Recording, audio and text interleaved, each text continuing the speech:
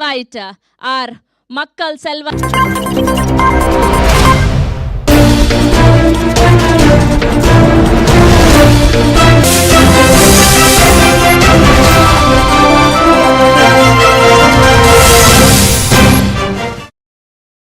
Welcome to A1 TV Telugu news. బట్టి విక్రమార్క జిల్లాలో విద్యుత్ కొరత ఉండకూడదని అన్నారు. 3 కొత్త సబ్స్టేషన్ల నిర్మాణం జరుగుతుందని ఆయన తెలిపారు. విద్యుత్ సరఫరాను మెరుగుపరచడం కోసం తీసుకున్న ఈ నిర్ణయం ప్రజల అవసరాలను తీర్చడానికి ప్రాంతీయ అభివృద్ధికి దోహదం చేస్తుందని బట్టి విక్రమార్క అభిప్రాయపడ్డారు.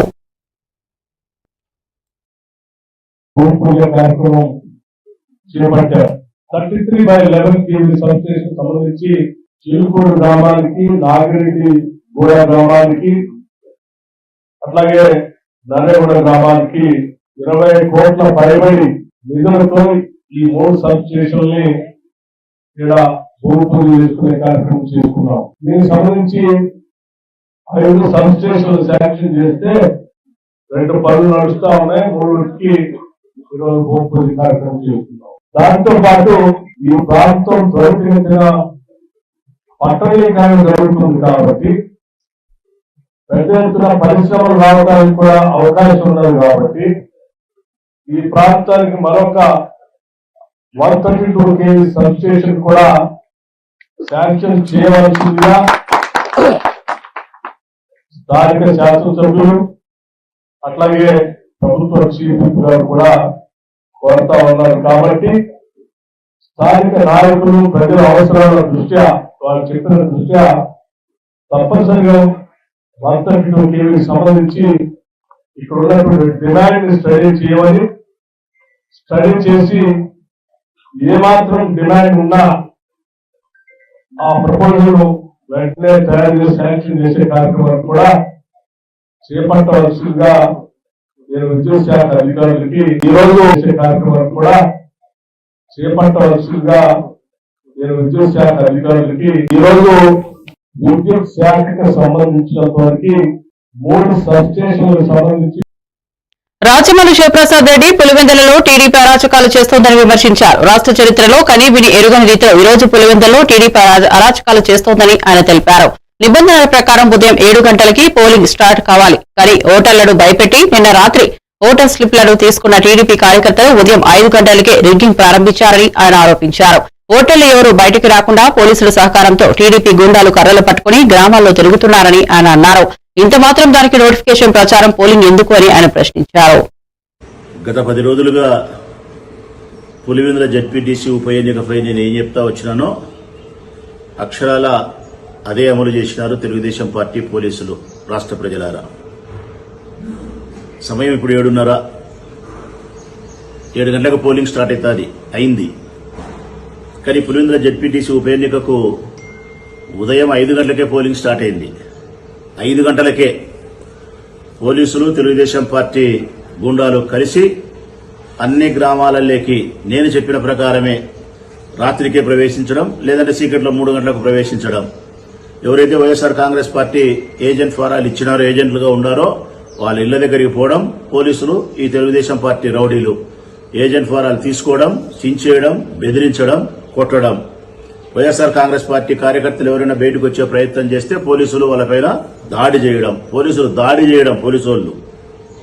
ఆ తర్వాత ఊర్లోని స్లిప్పులన్నీ తీసుకోవడం. కొన్ని 100 మంది, 400 మంది, 500 మంది, ఒక 600 ఓట్లు ఉండే చోట 400 మంది తెలుగుదేశం పార్టీ మనుషులు, ఒక 100 మంది, 150 మంది పోలీసులు కట్టెలు పట్టుకొని జరగడం. వీళ్ళ చేతుల్లోనేమో కట్టెలు, పోలీసుల చేతిలో లాఠీలు అంటారు. 2 కట్టెలే, కాకపోతే పోలీసుల చేతులు ఉంటే లాఠీ అవుతుంది, గుండా చేతులు ఉంటే అది కట్టె అవుతుంది. ఆమె వీధులలో వీరవిహారం చేస్తా తిరుగుతూ ప్రజలను కూడా ఓటుకు రానియకుండా, ప్రజలు ఎవరు ఓటుకు వచ్చే పరిస్థితి లేదు, భయపడతా బిక్కుబిక్కుమని ఉండే పరిస్థితుల్లో ప్రజలు ఉన్నారు. ఎక్కడో ఒక చిన్న కోమను, చిన్న పల్లెలో, కన్నంపల్లెలో అక్కడ ఒక అవ్వ కూడా ప్రశ్నిస్తాంది, ఏంది నాయన ఇంత దౌర్జన్యం ఇది. వైఎస్ఆర్సీపీ అధికార ప్రతినిధి పుత్తా శివశంకర్ రెడ్డి పోలవరం నిర్వాసితులకు పునరావాసం కల్పించడంపై కూటమి ప్రభుత్వాన్ని తీవ్రంగా విమర్శించారు. నిర్వాసితుల కోసం 16 170 ఇళ్లను నిర్మించాల్సి ఉండగా 14 నెలల్లో ఒక ఇల్లు కూడా కట్టలేదని ఆయన అన్నారు. కేంద్రం 14 నెలల్లో 5,052.71 కోట్ల రూపాయలను విడుదల చేసినప్పటికీ కమిషన్లు రావణ నెపంతో పునరావాసం కల్పనపై కూటమి పెద్దలు దృష్టి పెట్టడం లేదని ఆరోపించారు. పునరావాసం కల్పనే లక్ష్యంగా కేంద్రం ఇచ్చిన సాయం యథావిధిగా నిలిచిపోయిందని ఆయన అభిప్రాయపడ్డారు. కాలంలో కూటమి ప్రభుత్వము కనీసము ఒక్కటంటే ఒక్క పునరావాసన సంబంధించిన ఇల్లు కూడా కన్స్ట్రక్షన్ చేయలేదు. దానికి సంబంధించింది మొత్తం అంతా కూడాను 45.72 మీటర్ల ఎత్తు అయితే 1,06,000 మంది పునరావాసం కల్పించాలి. ఈ యొక్క కూటమి ప్రభుత్వం వచ్చాక కాంప్రమైజ్ అయి రాజీ పడి 41.15 మీటర్ల ఎత్తుకే తగ్గించింది. దానివల్ల 196 టీఎంసీలు నిల్వ ఉండే ప్రాంతాన్ని 115 టీఎంసీలకే కుచించుకుపోయింది. సో అది పక్కన పెడితే ఈ పునరావాస కేంద్రాల్లో కూడాను ఈ యొక్క 41.15 మీటర్ల ఎత్తు కడితే ఈ ప్రాజెక్టు నీటి నిల్వను ఉంచుకోవడానికి అక్కడ ఉన్నటువంటి 38,060 ఇళ్లని పునరావాసం కల్పించి వీళ్ళందరినీ ఖాళీ చేసేసి వాళ్ళకి మినిమం పునరావాస ఖర్చు అదేవిధంగా ట్రాన్స్పోర్ట్ ఖర్చు ఇచ్చి యాజ్ పర్ ప్యాకేజ్ ప్రకారం ఇవ్వాలి.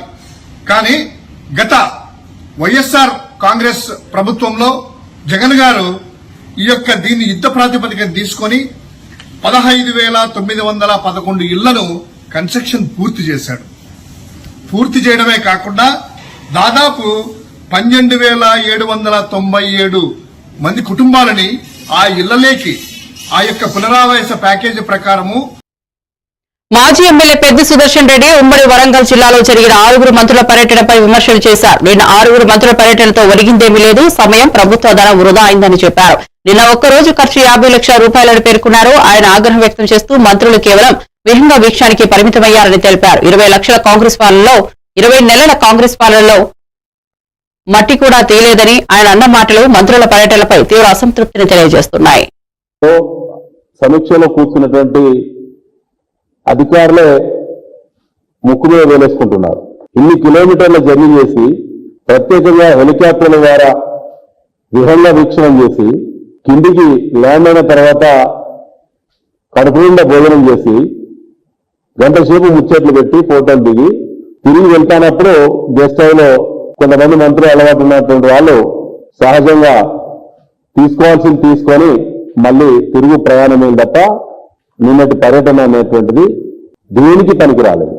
గతంలో కూడా ఆగస్టు 30న గత సంవత్సరము ఇదే ఉత్తమ్ కుమార్ రెడ్డి గారు, పొంగులేటి శ్రీనివాసరెడ్డి గారు ఒక బృందం ఇదే సమ్మక్క సారక్క బ్యారేజీని సందర్శించడం, దేవాదుల ప్రాజెక్టును చూడడానికి మొట్టమొదటిసారి వచ్చినప్పుడు ఆనాడు మాట్లాడినటువంటి ఏ ఒక్క మాట నిజం కాలేదు. ఈ రాష్ట్రంలో 6 అత్యంత ప్రాధాన్యత గల ప్రాజెక్టులను మేము పెట్టుకున్నాం. అవి పూర్తి చేసి 6 లక్షల పైసలకి ఎకరాలకు నీళ్లు ఇస్తామని చెప్పినటువంటి కాంగ్రెస్ ప్రభుత్వము ఈ మంత్రులు దద్దమ్మల యొక్క సమయాన్ని వృధా చేసింది తప్ప ఒక్క ఎకరా కూడా. వ్యవసాయ శాఖ మంత్రి తుమ్మల నాగేశ్వరరావు రైతులకు ఆధునిక పంటల సాగుపై కీలక సూచనలు చేశారు. ఉద్యాన పంటలు సాగు చేసి స్థిరమైన ఆదాయం పొందండి, ప్రకృతి విపత్తులు, చీడపీడలకు తట్టుకునే ఆయిల్ ఫామ్ సాగు ద్వారా అధిక లాభాలు గణించవచ్చని ఆయన పేర్కొన్నారు. ములుగు జిల్లాకు చెందిన ఇంచల్ల గ్రామ శివారులో 12 ఎకరాల ఆయిల్ ఫామ్ ఫ్యాక్టరీ భూమి పూజ కార్యక్రమంలో పంచాయతీరాజ్ శాఖ మంత్రి సీతక్కతో కలిసి ఆయన పాల్గొన్నారు. మంత్రి సీతక్క మాట్లాడుతూ ములుగు జిల్లాలకు ఆయిల్ ఫామ్ ఫ్యాక్టరీ రావడం ఎంతో అదృష్టమని హర్షం వ్యక్తం చేశారు. ములుగు జిల్లాలో ఇప్పటికే 3,000 ఎకరాల ఆయిల్ పొంది సాగు చేస్తున్నామని, ఫ్యాక్టరీ రాకతో సాగు మరింత ఊపందుకుంటుందని అధికారులు అంచనా వేశారు. అధిక లాభాలున్నందున రైతులు ఆయిల్ ఫామ్ పంటల సాగు వైపు మొగ్గు చూపాలని మంత్రులు సూచించారు. తప్పకుండా ప్రారంభోత్సవం చేస్తాము. ఈ పంట మీ దగ్గరే క్రూడ్ ఆయిల్ ఏర్పాటు చేస్తాము. నేను కూడా 40 సంవత్సరాలు బట్టి ఆ వ్యవసాయం చేస్తున్నా, నాకేం ఇబ్బంది రాలేదు. కాబట్టి దయచేసి మీకు బంగారం లాంటి భూమి ఉంది, భూగర్భ జలాలు ఉన్నాయి, మంచి వాతావరణం ఉంది, మంచి రైతాంగం ఉంది. ఎక్కడెక్కడో రైతులు వచ్చి మీ ప్రాంతంలో మేము బతికే అవకాశాలు కల్పించిన ప్రాంతం ఇది. కాబట్టి దయచేసి అందరూ కూడా ఒక ఆయిల్ ఫామే కాదు, ఏదైనా సరే హార్టికల్చర్ పంటలు వేయండి, స్థిరమైనటువంటి ఆదాయాన్ని పొందండి. ఫ్యాక్టరీలైనా ఇంకేదైనా ఉద్యోగ ఉపాధి అవకాశాలన్నా మొత్తం పట్టణాల చుట్టే నడుస్తుంది. కానీ పల్లెల వైపు మరి ఇలాంటి ఫ్యాక్టరీలు రావడం చాలా సంతోషం. యాజమాన్యం కూడా సుధా గారు వచ్చి ఒక లేడీగా తను ముందుకొచ్చి మన అటవీ ప్రాంతంలో ఆయిల్ ఫీడ్ ఫ్యాక్టరీ ఏర్పాటు చేస్తున్నందుకు మేము వారిని ఆహ్వానం ఉంది. లోకల్ పిల్లలకు కూడా 300 మందికి ఫస్ట్ ఫేజ్ లో జాబ్స్ వచ్చే అవకాశం కూడా ఉంది. మాజీ మంత్రి ఎమ్మెల్యే గంగుల కమలాకర్ రేవంత్ రెడ్డిపై తీవ్ర వ్యాఖ్యలు చేశారు. బీసీలకు 42% రిజర్వేషన్లు ఇస్తామని నమ్మించి గద్దెనెక్కిన రేవంత్ ఇచ్చేదాకా నిన్ను వదిలిపెట్టేదే లేదు అని ఆయన పేర్కొన్నారు. ఈ నెల 14న కేటీఆర్ ఆధ్వర్యంలో కరీంనగర్ లో జరిగే బీసీ కథనబేరి సభ పెద్ద ఎత్తున నిర్వహించాలని, బీసీల ఆత్మగౌరవానికి సంబంధించిన అంశం కాబట్టి సభను విజయవంతం చేయండి అని గంగుల కమలాకర్ పిలుపునిచ్చారు. మీరు కేవలం మొక్కుబడిగా మోసం చేసినందుకు నిదర్శనం. ఆ రోజు 2 ఎంపీలు తెలంగాణ కోసము పోడియం కాడ వచ్చి స్టాల్ చేస్తే పార్లమెంట్ ఆగిపోయింది. 2 ఎంపీలు తెలంగాణ కోసం కేసీఆర్ గారితో పాటు 2 ఎంపీలు చేస్తే పార్లమెంటు ఆగిపోయింది. 20-25 నిమిషాలు స్టాల్ చేసిండ్రు. మరి మీ 100 మంది ఎంపీలు ఈ బీసీల కోసము 1 సెకండ్ స్టాల్ చేసే అవకాశం లేదా? అంటే ఈ మోసం, బూటకం. 5, 6, 7 తారీఖు బూటకం. ఈ రోజు స్టాల్ చేసిన బూటకం. నేను ఒక్కటే చెప్తున్నాను మీకు సూటిగా, మమ్మల్ని మోసం చేస్తే తప్పక తిరుగుబాటు చేస్తాం, 100% తిరుగుబాటు చేస్తాం. మా జాతులను అవమానం చేస్తే తప్పగా మీ మీద తిరుగుబాటు చేస్తాం, మీ పార్టీ మీద, మీ ప్రభుత్వం మీద. అందుకే మమ్మల్ని ఇబ్బంది పెట్టకుండా మాకు ఏదైతే 42% ఇస్తా అని చెప్పి మొత్తం గంపగుతా మా ఓట్లా వేసుకొని నువ్వు గడ్డెనెక్కినవో, నువ్వు ఈ అంశాన్ని వదిలినా నిన్ను మేము వదలం. ఈ బీసీల 42% అంశాన్ని మీరు వదిలిపెట్టినా మేము మాత్రం నిన్ను వదిలిపెట్టే సమస్య లేదు. ఎట్టి బస్సులో సాధించుకునేదాకా కథనబేరి పిలుపుతోటి నీ ఎంబడే పడతాం. కాబట్టి మమ్మల్ని మోసం చేయకండి. డెఫినెట్ గా మా 42% మీరు ఏదైతే కామారెడ్డి డిక్లరేషన్ ఇచ్చిండ్రో అది ఇమ్మీడియట్ ఇవ్వండి. 14వ తారీఖు నాడు సాయంత్రం మధ్యాహ్నం 2 గంటలకు సమావేశంకు ప్రారంభించుకుంటాం. కేటీ రామారావు గారు వస్తుండ్రు, మా రాష్ట్ర వర్కింగ్ ప్రెసిడెంట్ గారు. ఇక్కడ దయచేసి మా ఉమ్మడి జిల్లా యొక్క ఏ సమావేశం అద్భుతంగా సక్సెస్ కాబట్టి దీని ద్వారా మంత్రి సీతక్క రాహుల్ గాంధీ సహా విపక్ష ఎంపీల అరెస్టులు తీవ్రంగా ఖండించారు. ఓటు హక్కును కాలరాయుద్దని మాట్లాడిన అరెస్టులు చేస్తారా అని మండిపడ్డారు. ఈ అరెస్టులను ప్రజాస్వామ్యంపై దాడిగా ఆమె అభిప్రాయపడినట్లు తెలిపారు. బీజేపీపై విమర్శలు చేస్తూ కుల మతాలు, దేవుడి పేరు చెప్పి ఓట్లు అడుగుతోందని ఆమె అభిప్రాయపడ్డారు.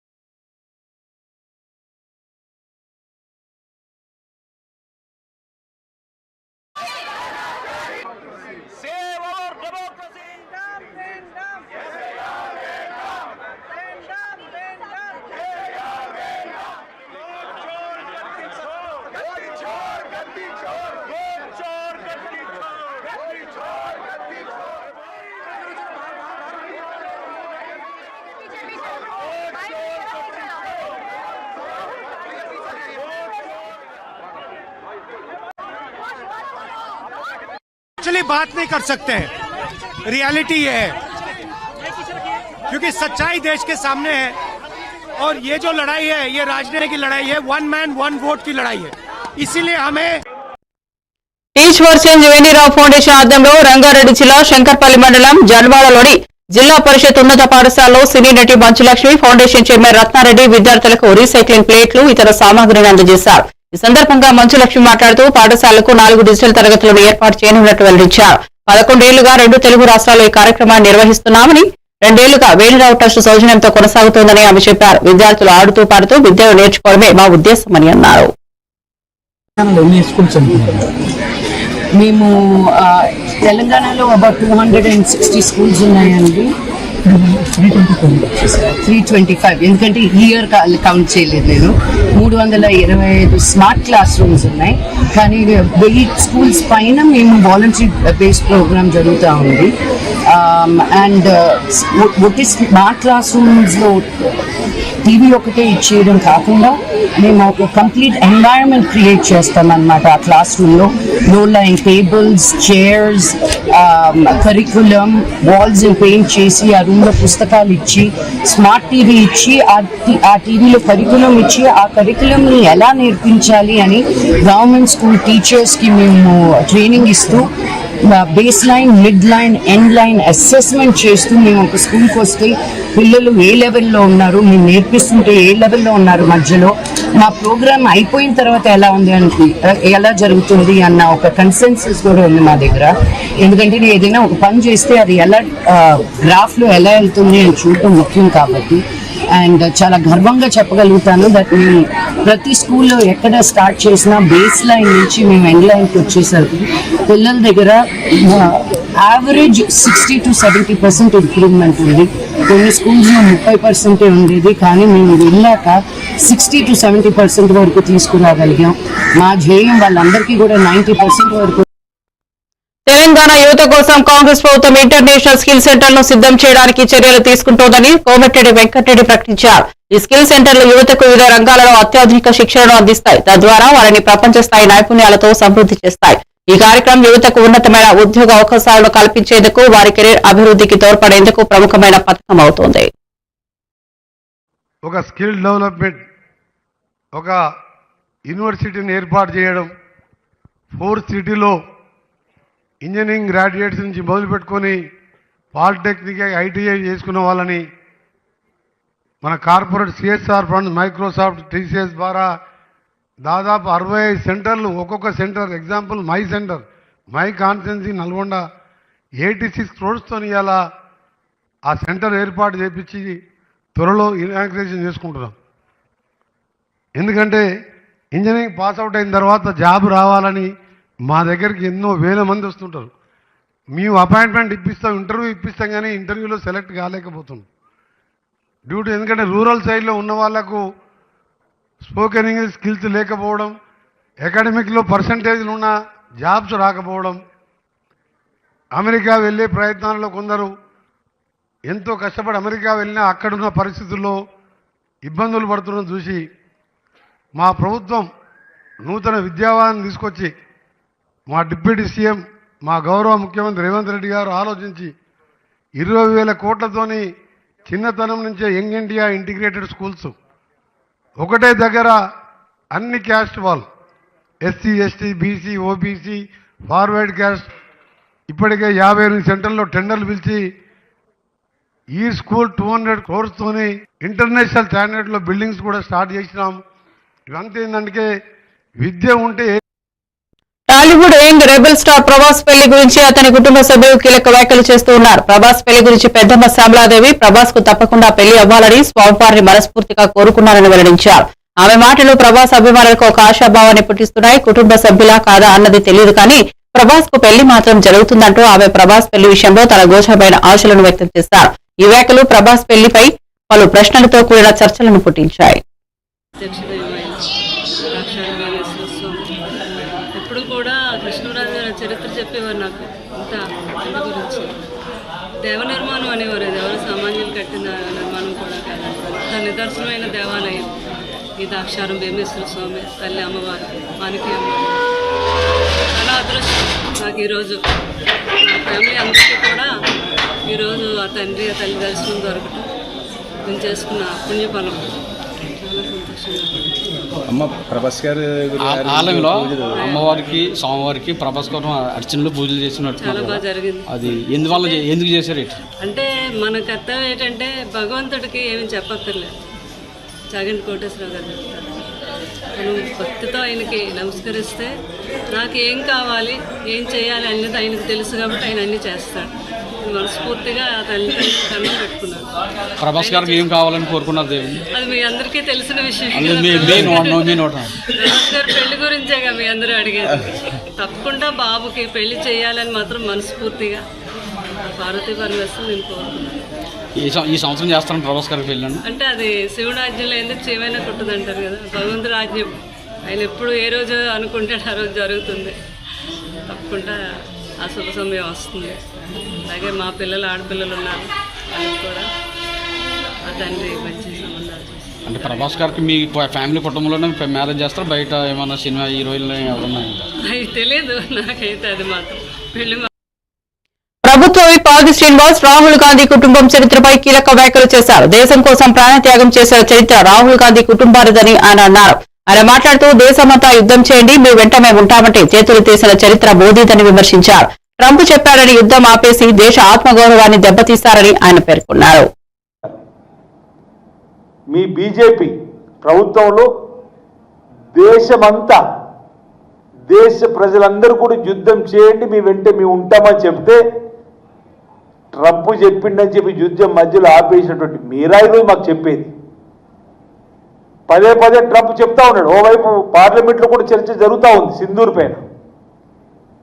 పార్లమెంట్లో చర్చ జరుగుతున్నప్పుడు అమెరికాలో ట్రంప్ అవును నేనే మధ్యవర్తిత్వం వహించా యుద్ధం ఆపాయని చెప్పని.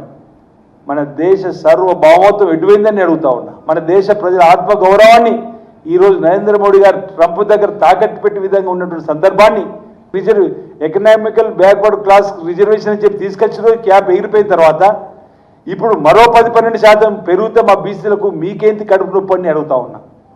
పక్కన తమిళనాడులో ఆల్రెడీ రిజర్వేషన్ సందర్భం. అంటే బీహార్కు ఒక న్యాయం, తెలంగాణకు ఒక న్యాయ విధంగా ఉండే విధంగా మీరు చేసేటువంటి కార్యక్రమాలు మా బీసీ బిడ్డలు గమనిస్తున్నారని అడుగుతా ఉన్నా. ఈరోజు భారతీయ జనతా పార్టీ ఈరోజు ప్రజలకు సమానం చెప్పాలి. తెలంగాణ రాష్ట్ర సాధనలో చర్చ జరిగినప్పుడు సై అని, ఢిల్లీకి పోయిన తర్వాత నై అని ఎందుకు అంటున్నారు అనే మాటని ఈరోజు మా బీసీ సంఘాలకు కానీ, మా బీసీ బిడ్డలు కానీ, మా బీసీ కుటుంబాలకు భారతీయ జనతా పార్టీ రామచంద్ర గారు సమానం చెప్పాల్సిన అవసరం ఉంది. ఎందుకు మీరు యూటర్న్ తీసుకున్నారనేది కూడా కావాలి. ఈరోజు ముస్లింల పేరిట రిజర్వేషన్ ఇస్తున్నారు. ఇక్కడ 42% బల్క్ రిజర్వేషన్, బీసీలకు రిజర్వేషన్ 42%. పెద్దపల్లి జిల్లా మంత్రిలో 2 కిలోల 230 గ్రాముల గంజాయి తరలిస్తున్న 5 నేరస్తులను పోలీసులు పట్టుకున్నారు. అందులో 2 మైనర్లు, 3 యువకులు ఉన్నారు. మహారాష్ట్రలోని సిర్మోంచి నుంచి 3 యువకులు మంత్రికి చెందిన మరో 2 మైనర్ యువకులను ప్రోత్సహించి గంజాయి రవాణా చేయిస్తున్నట్లు పోలీసులు గుర్తించారు. ఈ క్రమంలో ఎక్స్లాపూర్ గాడుగుల గండిగుట్టపై మాటు వేసి బైక్ పై 2.23 కిలోల గంజాయిని తరలిస్తున్న వారిని పోలీసులు పట్టుకున్నారు. వారి నుంచి 1 ద్విచక్ర వాహనం, 2 కత్తులు, 3 సెల్ ఫోన్లు స్వాధీనం చేసుకుని కోర్టులో హాజరుపరిచారు. తెలంగాణ రాష్ట్రాన్ని డ్రగ్ ఫ్రీ స్టేట్గా, గంజాయి మత్తు పదార్థాల లేకుండా చేసేటువంటి రాష్ట్రంగా చేయించాలనేటువంటి ముఖ్యమంత్రి గారి సంకల్పం మేరకు ఈరోజు కొందరి మీద నిఘా పెట్టడంతో ఈరోజు మంత్రిని ఎస్ఐ ఒక 3 వ్యక్తులను గంజాయి రవాణా చేస్తుండగా పట్టుకోవడం జరిగింది. ఆ 3 వ్యక్తులు 2 మైనర్ బార్లను ప్రోత్సహించి మహారాష్ట్రకు పంపించి వాళ్ళతోటి గంజాయి తెప్పించి ఇక్కడ దాన్ని మిగతా వ్యక్తులకు సప్లై చేస్తున్నారు. ఆ క్రమం లోపల ఆ 2 మైనర్ బార్లను, ఒక 3 వ్యక్తులను కూడా మేము పట్టుకొని ఈరోజు అరెస్ట్ చేయడం జరిగింది. తెలంగాణ రాష్ట్రాన్ని డ్రగ్ ఫ్రీ స్టేట్గా, గంజాయి మత్తు పదార్థాల లేకుండా చేసేటువంటి రాష్ట్రంగా చేయించాలనేటువంటి ముఖ్యమంత్రి గారి సంకల్పం మేరకు ఈరోజు కొందరి మీద నిఘా పెట్టడంతో ఈరోజు మరిన్ని అప్డేట్స్ కోసం చూస్తున్నాం. A1 TV Telugu news.